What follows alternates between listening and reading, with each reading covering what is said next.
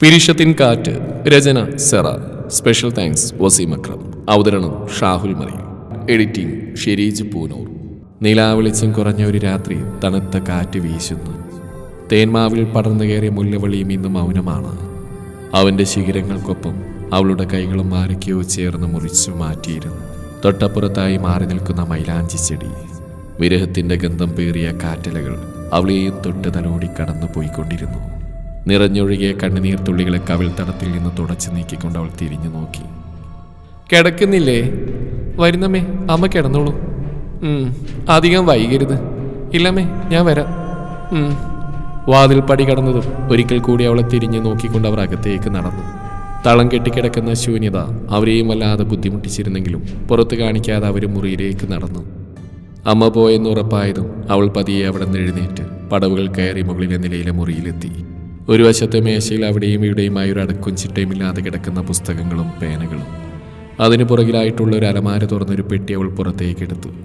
അതിൽ നിന്ന് red velvet തുണിയിൽ പൊതിഞ്ഞ ഒരു ജേണൽ ഡയറിയും അതോടൊപ്പം ഉണ്ടായിരുന്ന ഒരു കുഞ്ഞു താക്കോലും കയ്യിലെടുത്ത് ഉമ്മറത്തേക്ക് നടന്നു. ഇടതുഭാഗത്തെ അരഭിത്തിയോടെ ചേർന്നിരുന്നവളെ തുകിൽ പുറം ചട്ടയാൽ ആകർഷകമായ ഡയറിയുടെ ലോക്ക് തുറന്നു. താളുകൾ മറിച്ച് അവസാനം തേടിയതുപോലെ അവളതിൽ തലോടി.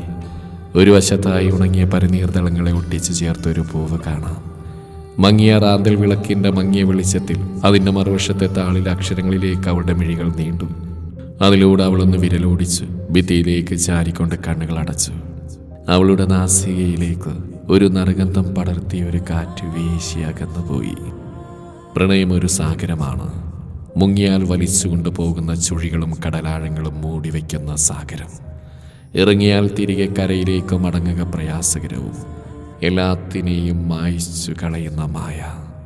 ആ ശബ്ദത്തിൻ്റെ ഗാംഭീര്യവും വാക്കുകളുടെ മായാവിപഞ്ചിയും തീർത്ത മായിക വലയത്തിലായിരുന്നു ആ ക്ലാസ്സിലെ ഓരോ വിദ്യാർത്ഥിയും. ഇൻ്റർവെല്ലായതും ക്ലാസ് അവസാനിച്ചതിൻ്റെ വിരസത എല്ലാ മുഖങ്ങളിലും നിറഞ്ഞിരുന്നു. ക്ലാസ് അവസാനിപ്പിച്ചു പോകുന്ന അധ്യാപകനരിയിലേക്ക് അവൾ നടന്നു. സർ. യെസ്, എന്താ ഭദ്രേ? അത് സാറിന് ബുദ്ധിമുട്ടാവില്ലെങ്കിൽ ഇതിന്നൊരു കവിത തിരഞ്ഞെടുക്കാമോ? കയ്യിൽ നീട്ടിപ്പിടിച്ചിരിക്കുന്ന പേപ്പറുകളിലേക്കും ശേഷം അവളുടെ മുഖത്തേക്കും അയാളൊന്ന് നോക്കി. ഇക്കൊല്ലത്തെ കോമ്പറ്റീഷൻ അയക്കാനാ. ഇതങ്ങ് നേരത്തെ പറഞ്ഞാൽ പോരെ? ഗൗരവം നിറഞ്ഞൊരു മുഖത്തൊരു പുഞ്ചിരിയാൽ അയാളോട് ചോദിച്ചതും തിരികെ ഒരു പുഞ്ചിരിയായിരുന്നു മറുപടി. കോളേജിനുള്ളിൽ അവർ തമ്മിലൊരു അധ്യാപക വിദ്യാർത്ഥി ബന്ധമായിരുന്നുവെങ്കിൽ പുറത്തൊരു അച്ഛൻ മകൾ ബന്ധമായിരുന്നു ഉണ്ടായിരുന്നത്. 17-ാം വയസ്സിൽ തന്നെ വിട്ടുപിരിഞ്ഞ പ്രിയതമ ഭദ്രയുടെ സഹോദരപുത്രി. ഭദ്രയുടെ വേർപാട് എല്ലാവരെയും വളരെയധികം വേദനിപ്പിച്ചിരുന്നു. അത്രമേൽ അവൾ എല്ലാവർക്കും പ്രിയങ്കരിയായിരുന്നു. വിദേശത്ത് പഠിക്കാൻ പോയി തിരികെ വരുമ്പോഴാണ് ദേവൻ മാഷ് ആദ്യമായിട്ട് അവളെ കാണുന്നത്. സ്കൂളിലേക്ക് പോകുന്ന ഭദ്ര എന്തൊക്കെയോ ചിന്തിച്ചു കൂട്ടിയുള്ള നടപ്പാണ്. അത് കണ്ടാലേ അറിയാം. വീട്ടിലെത്തിയപ്പോഴേക്കും എല്ലാവരും കൂടി അവൾ അവന് വേണ്ടി ഉറപ്പിച്ചിരുന്നു. സംസാരിക്കണമെന്ന് മനസ്സ് പറയുമ്പോഴും കാണാതിരിക്കാനൊരു കൗതുകം. അടുത്ത ദിവസം വന്ന മാസികയിൽ അച്ചടിച്ചു വന്ന കവിതയോടൊപ്പം വന്നിരുന്ന ആ മുഖം കണ്ടപ്പോൾ അതിനൊരു പ്രത്യേക ഭംഗിയായിരുന്നു. അടിമപ്പെടുന്നത് പോലെ പിടിച്ചു വെക്കാൻ കഴിവുള്ള തരം ഭംഗിയുള്ള വരികൾ. ദിനരാത്രങ്ങൾ കടന്നുപോയി. അവൻ നാട്ടിൽ വന്നിട്ട് 8 മാസത്തോളമായി. ഒരു ദിവസം മാറാത്ത തലവേദന കാരണം ഭദ്രയെ ഹോസ്പിറ്റലിൽ അഡ്മിറ്റാക്കി. വിവരമറിഞ്ഞ് ചെന്നപ്പോഴേക്കും വൈകിയിരുന്നു. ബ്രെയിൻ ട്യൂമർ, അതിൻ്റെ അവസാന സമയങ്ങൾ. കയറി കണ്ടോളൂ എന്ന ഡോക്ടറുടെ വാക്കുകൾ കാതിൽ അലയടിച്ചുകൊണ്ടിരുന്നു. ഒന്ന് കിനാവ് കണ്ടു തുടങ്ങിയതേയുള്ളൂ. അപ്പോഴേക്കും അവളുടെ പുഞ്ചിരിക്കുന്ന മുഖത്തിന് അഭിമുഖീകരിക്കാൻ തനിക്ക് ധൈര്യമില്ലാത്തതുപോലെ. കണ്ണുകൾ നിറഞ്ഞെങ്കിലും അടുത്തേക്കുള്ള അവളുടെ ക്ഷണം അവയെ തടഞ്ഞു നിർത്തിയില്ല. ഒഴുകിയിറങ്ങുന്ന മിഴിനീരിനെ അവൾ തുടച്ചു നീക്കി അവൻ്റെ കൈകളിലേക്ക് ഒരു പേപ്പർ വെച്ചു കൊടുത്തു. അധിക നേരമില്ലാന്നറിയാം. ഇത് ഞാൻ നിങ്ങൾക്കായി കുറിച്ച വരികളാണ്. വീട്ടിൽ ചെന്നിട്ട് തുറന്നു നോക്കിയാൽ മതി. എല്ലാത്തിനും ഉത്തരം ഒരു മൂളയിൽ ഒതുക്കിക്കൊണ്ടിരുന്നു. ഈ നെഞ്ചിലെ തലചായ്ച്ച് ഞാൻ കുറച്ചേറെ ഇരുന്നോട്ടെ. വീണ്ടും അവൻ്റെ മിഴികൾ നിറഞ്ഞൊഴുകി കവിൾ തടങ്ങളിൽ ചാല് തീർത്തു. ഒപ്പം അവളെ നെഞ്ചോട് ചേർത്തിറുകെ പുണർന്നു. തന്നെ പുണർന്ന കൈകൾ അയയുന്നത് അവളുടെ ശരീരത്തിന് ഭാരം കുറയുന്നതും അവൻ അറിഞ്ഞുവെങ്കിലും അതിലും ഗാഠമായി അവളെ അവൻ പുണർന്നുകൊണ്ടിരുന്നു. തൻ്റെ കൈകളിൽ അവളൊരു പൂ പോലെ ആയതും നെറുകയിലൊരു ചുംബനം ചാർത്തി അവളുടെ കണ്ണുകൾ അടച്ചു. പിന്നീടെല്ലാം വളരെ പെട്ടെന്നായിരുന്നു. അവളുടെ അവസാന നിമിഷങ്ങളായിരുന്നു. ആദ്യമായി അവർ പരസ്പരം കണ്ട നിമിഷങ്ങൾ. പക്ഷേ അവൾ അവനിൽ ആഴത്തിൽ വേരൂന്നി കഴിഞ്ഞിരുന്നു. അശോകൻ്റെ ജീവനായിരുന്നു ഭദ്ര. അതുകൊണ്ട് തന്നെ ഉണ്ടായ മകൾക്ക് അയാൾ സഹോദരിയുടെ നാമം നൽകി. ആ ഭദ്രയാണിന്ന് അയാളുടെ മുമ്പിൽ നിൽക്കുന്നത്. തൻ്റെ മരുമകളാവേണ്ടവൾ. അവളോട് വല്ലാത്തൊരു വാത്സല്യവും അയാൾക്കുണ്ടായിരുന്നു. ഭദ്രയുടെ എഴുത്ത് പോലെ തന്നെ അതിമനോഹരമായി എഴുതാൻ കഴിവുള്ളവൾ. എല്ലാം അറിഞ്ഞതു മുതൽ അവൾക്ക് ദേവച്ചൻ എന്ന് പറഞ്ഞാൽ അശോകൻ പോലും മാറി നിൽക്കും. അത്രയും അടുപ്പം അവർ തമ്മിലുണ്ട്. പ്രിയപ്പെട്ടവളെ മനസ്സിൽ നിറച്ച് ഇന്നും അവളെ മാത്രം പ്രണയിക്കുന്നവൻ.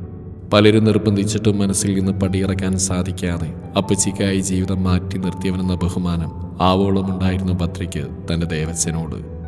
ഒരു ദിവസം അങ്ങനെ ഭദ്രയുമായിട്ട് സംസാരിച്ച് നിൽക്കുമ്പോഴാണ് അവൻ ആ ഡയറി അവളെ ഏൽപ്പിച്ചത്.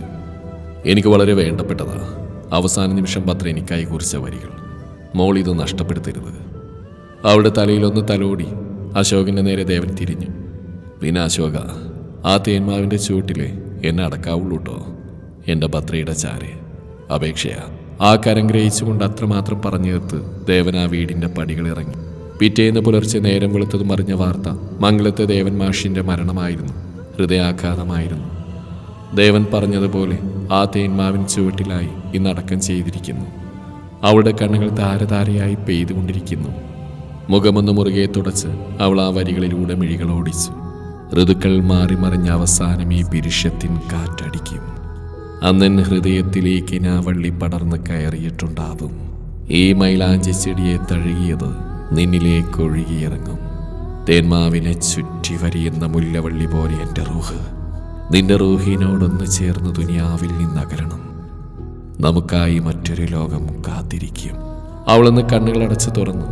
അവിടെ നിന്നും ഡയറിയുമായി അകത്ത് കയറി വാതിൽ ചാരി. ഇടനാഴിയിലൂടെ നടക്കുമ്പോൾ അവളുടെ മനസ്സും മന്ത്രിച്ചുകൊണ്ടിരുന്നു. ഒരിക്കൽ കൂടി ആ കാറ്റ് വീശിയിരുന്നെങ്കിൽ, നറുഗന്ധമുള്ള പിരിഷത്തിൻ്റെ കാറ്റ്.